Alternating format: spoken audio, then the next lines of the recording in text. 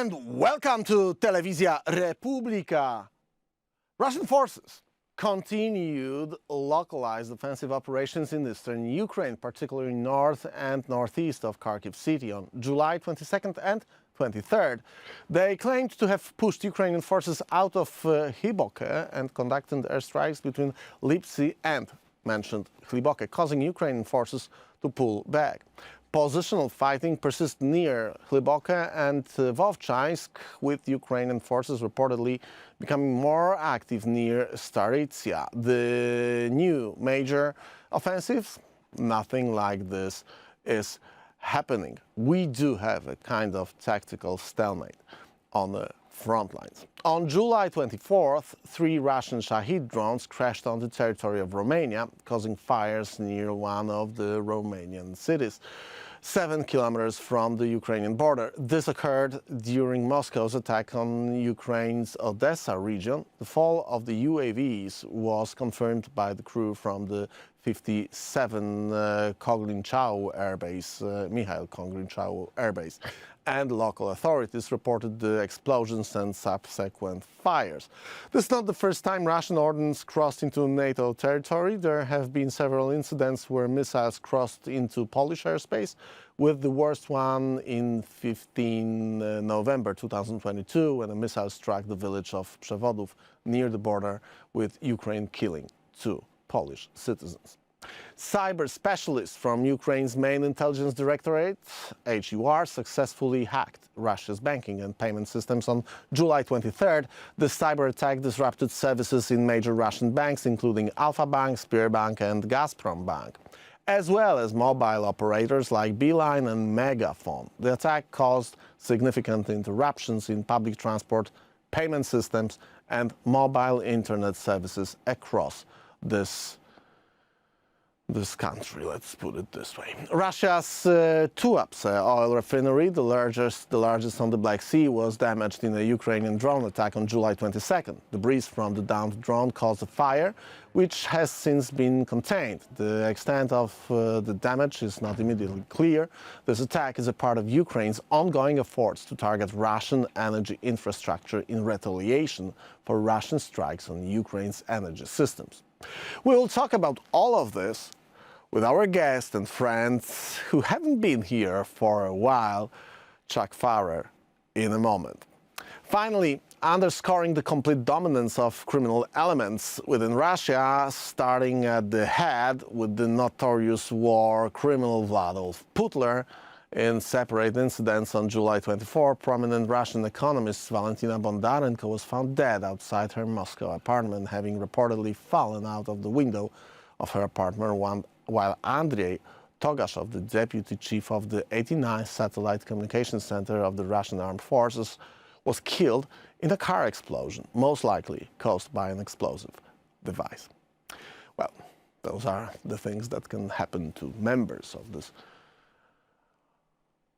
group of people who are ruling Russia in the name of the communist or post-communism secret services, KGB, named FSB right now, and who knows what's the way they're gonna call themselves in a couple of years. Anyway, you can find us on Substack, recounts.com, that's our website. You will find our account over there. You can drop us your email address. We will get back to you with our reports on the things that are going on the vast front lines of the ongoing war against the Western civilization. That's what we are going to talk about on my show. My name is Michał. This is Recounts. And we roll in. Are you ready? 3, 2, 1, go! As I promised, one and only Chuck Pfarrer, legendary film producer, legendary Navy SEALs Team 6 commander and author of a great X account with the daily reports on the war in Russian war in Ukraine. Chuck, great to see you again. Great to be back, friend. Thanks for having me. Chuck, so what we have right now, when we are following the daily reports from the front line, it seems like for many months we are talking actually about the same places, the same cities, the same villages, and it looks like the front line or the contact line between Russian and Ukrainian forces are pretty the same that, for example, I don't know, 3-4 months ago. I wonder, what's your take, what's your assessment of what we have right now between Russia and Ukraine? Well, we are in that period that I called last December. I called this summer was going to be the time of consequence. And what we're seeing on the battlefield is the result of Washington's slowing down of the arms transfers to Ukraine.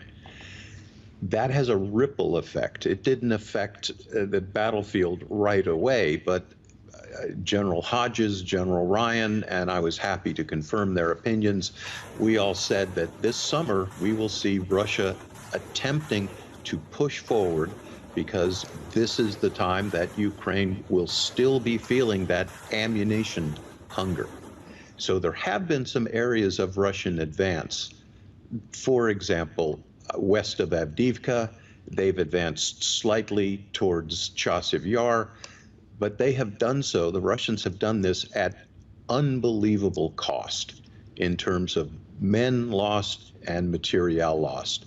So Ukraine has also been very careful about what ground it decided to retreat from.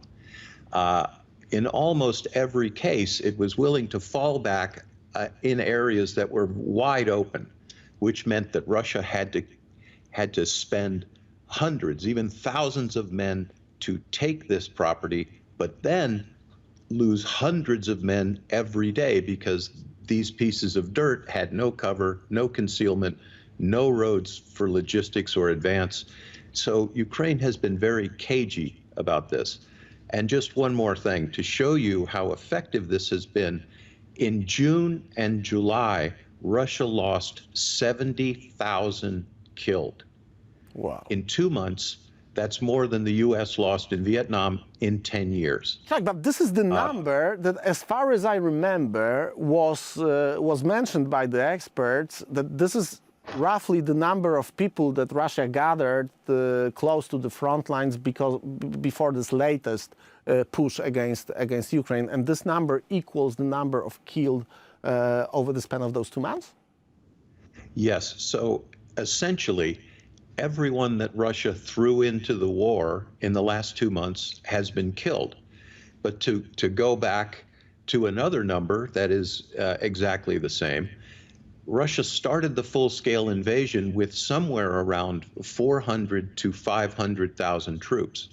Since the first days of the invasion, Russia has lost 560,000 men. So for every extent and purpose, everyone who they invaded with has been killed. It just shows what a black hole this war is becoming for Moscow.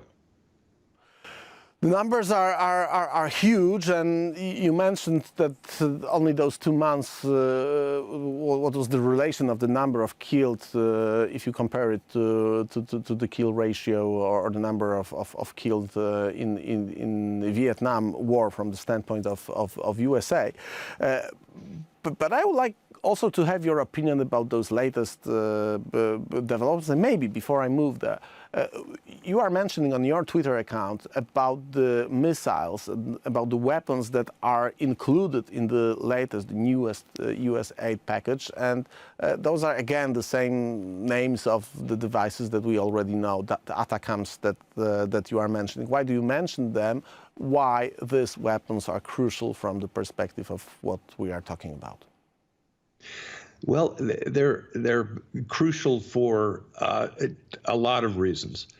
It is much easier for Ukraine to prevent Russian soldiers, instead of fighting Russian soldiers at the front, it's much easier to make sure they don't have gasoline, they don't have ammunition, and they don't have transportation to even get to the front.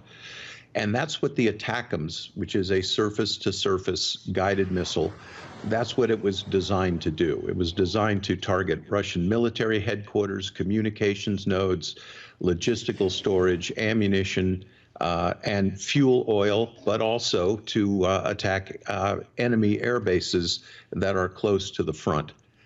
There are ATACMS in Ukraine right now. There are also HIMARS, but these weapons are so important, Ukraine is very careful about where they use them. This is another one of those weapons that Washington has sent to Ukraine with strings attached, and it's preposterous. There are people in Washington saying they don't want ATACMS used against Russian targets. At the same time, the Russians are firing cruise missiles to hit Ukrainian pediatric hospitals. It makes no sense. But those are vital weapons for Ukraine. They need more of them, and they need them now. You are writing also about some latest attacks that were recorded and revealed. It happens since the beginning of this war. But you are trying to draw our attention to HIMARS attack on a specific type of anti-radar or radar that is used by the Russian military to find out what are the targets that they should engage against on the territory of Ukraine. What's the reason for you? What's the reason for which you are mentioning exactly this type of radar and exactly this operation conducted by the Ukrainian armed forces? Right. So one of the high priority targets for Ukraine are Russian counter-battery radar systems. And what these are, it's a tracked vehicle with a great big radar antenna on it. It looks like a drive-in movie theater, great big rectangular array. What that is used for, it is to track incoming Ukrainian artillery shells. And within about a tenth of a second, those Russian radars will know what type of ammunition was fired, when it's going to hit, where it's going to hit, and where exactly the Ukrainian guns are. So very priority targets. We also know from the complaints of Russian soldiers, they complain bitterly that there are not enough of these Russian counter-battery radars, because without one of these very modern systems, your artillery is blind. So these are already in short supply for Russia. Just recently, another one of these counter-battery radars was blown up. And here's what's interesting about that. Ukraine is putting into use its counter-battery radars that it has from the United States, from France, from Germany. And we know that the Ukrainian systems are working because Russian artillerists complain they can't get off 2 shots without being smothered by artillery, Ukrainian artillery. And the gap between counter-battery radars on both sides, it's Russia that's in a downward spiral. They have very few of these radars, and Ukraine takes them out as soon as they get them as a priority target. But again, sorry, maybe it's a silly question, but I think that asking a simple, maybe silly questions helps us understand the nature of what we are talking about. If this kind of radars are designed to track the incoming missiles, how come they are unable to track incoming HIMARS missiles that destroyed them? Well, that's what's funny. The Russians advertise that their radar can detect an incoming HIMARS, but because all they can really do is watch it come in. It takes 45 So they basically knew that they are the target before they were blown up. Yeah, so they had to sit in there and go, well, here it comes. We are the target. Chuck, there are also a couple of interesting things that I mentioned about in my short introduction to this program. What do you make of those attacks on the oil refineries close to the Black Sea? Anton Gerashchenko published some videos. You are focusing our attention on a single frame of this footage. Why? What kind of drones are the devices that were used, and what can we say about this attack? Right. Well, there was on Monday there was a drone attack carried out on the Tuapase oil refinery in Krasnodar.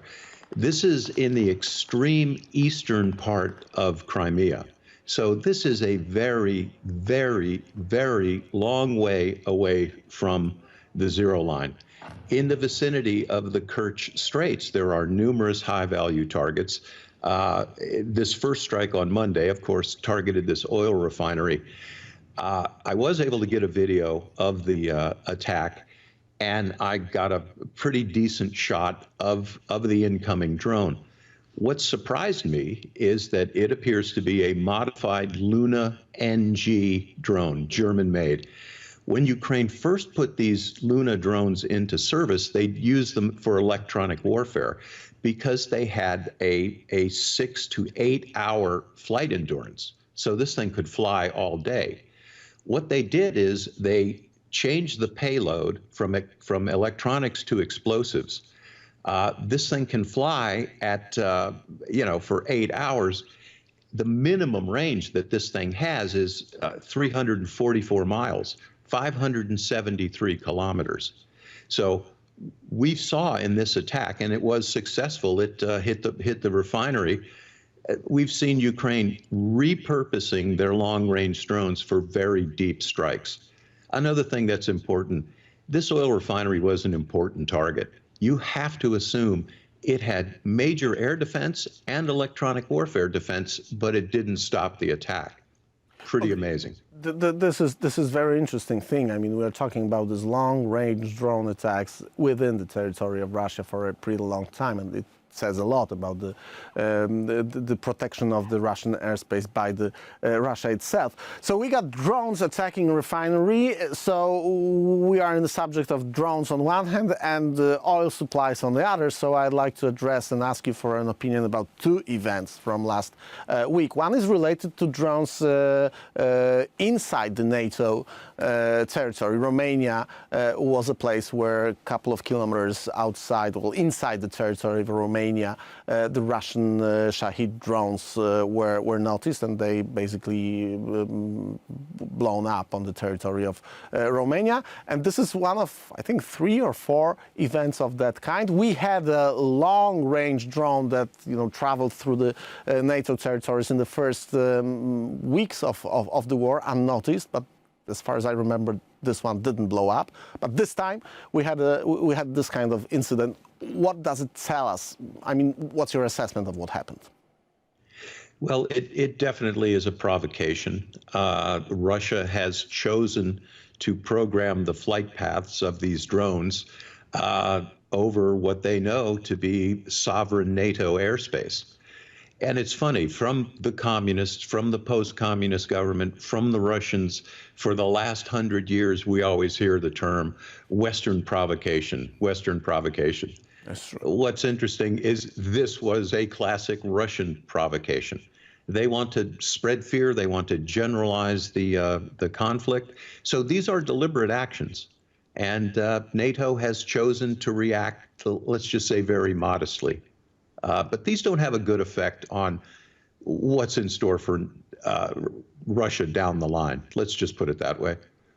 From the perspective of someone who is operating systems that are watching the airspace over the Ukraine, we know it's not a mystery that NATO watches very carefully, especially during the attacks, the airspace over Ukraine. So if we are talking about the drones that are not very fast, it was obvious that the people who were watching the radars, they saw those devices coming in. So what was the thinking? What was the calculation here? Were they destroyed by NATO, or did they expect them just to fall in the middle of nowhere and do no harm? Because I assume that this is a slightly different thing than the case of rockets that were inside my home country territory. We were talking about the rockets that are traveling with a high velocity. That's not the case of drones. So what is your thinking about what actually happened there?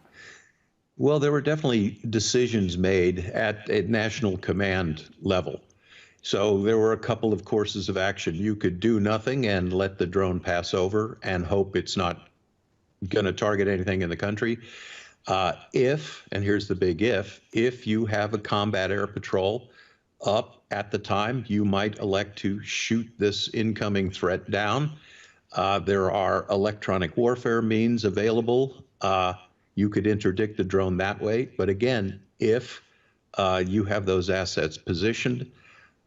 So as we've seen thus far, in most of the occasions of these air transgressions, the NATO countries are electing to let them slide.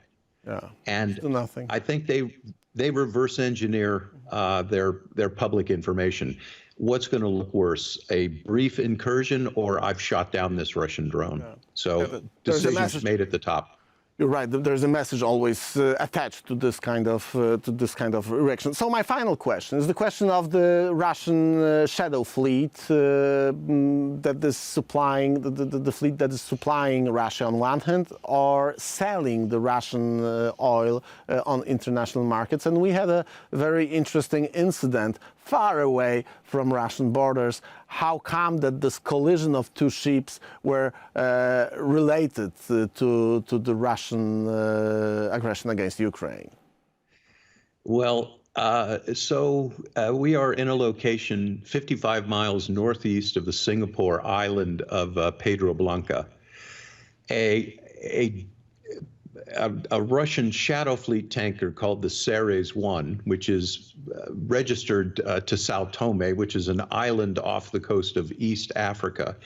It collided with a Singaporean flag vessel called the Hafnia Nile. So these are two very large crude carriers, what we would call super tankers.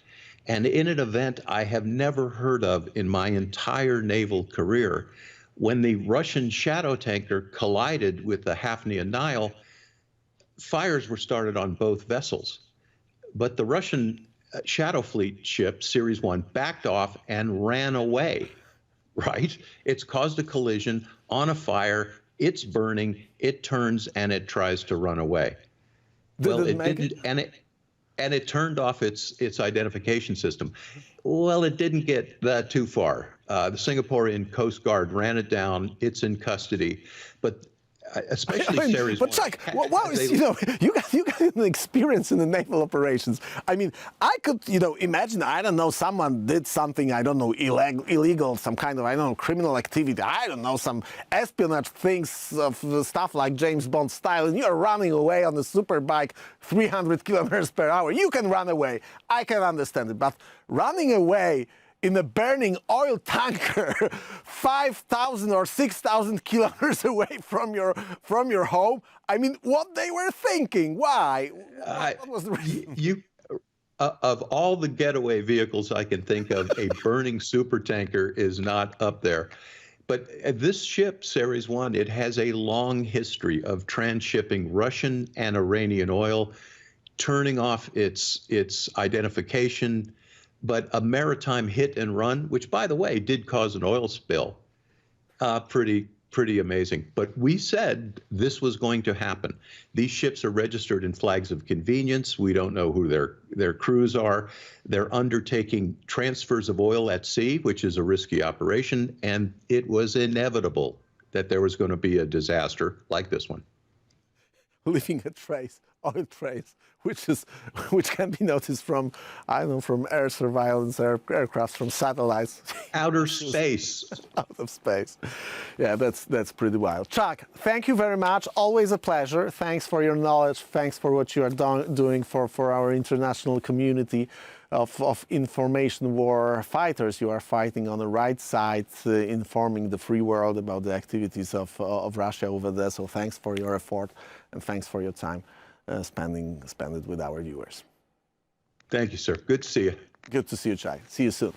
Ladies and gentlemen, thank you very much for your time and for your presence. You can join us and find us on recount.com. You can leave us your email. You can also click subscribe on our YouTube channel.